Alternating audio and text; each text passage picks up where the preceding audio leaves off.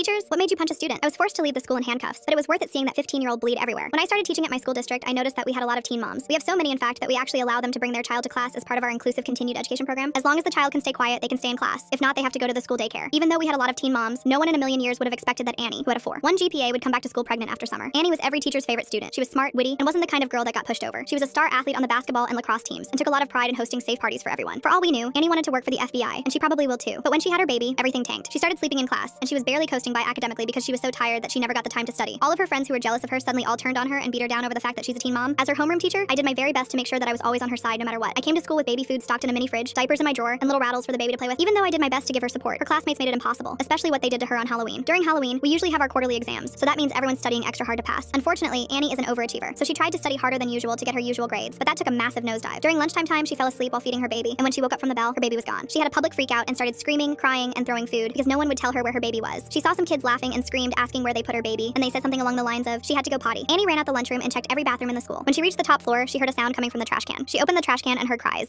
She threw out tampons and tissues, and underneath it all found a baby. It wasn't hers. It was one of those screaming babies from Spirit Halloween. On the baby was a note that said, "Smart people know how to wear protection." Annie had a complete breakdown in the bathroom and ended up coming to my classroom where I was taking care of her baby. She screamed at me, asking why I had her baby, but I was completely clueless at the time. I told her that I was told by one of her lacrosse teammates to take care of the baby while she napped. When she explained what happened, something switched in me. I found her lacrosse teammate and gave her the meanest backhand ever. She ended up spinning onto the floor and bleeding out of her nose. People called me crazy for doing that over a prank, but none of them knew that Annie was assaulted by a college student and didn't have a choice but to have the baby. I was promptly fired from the school, but Annie and I still keep in contact. I actually babysit for her whenever she's needed at the mayor's office.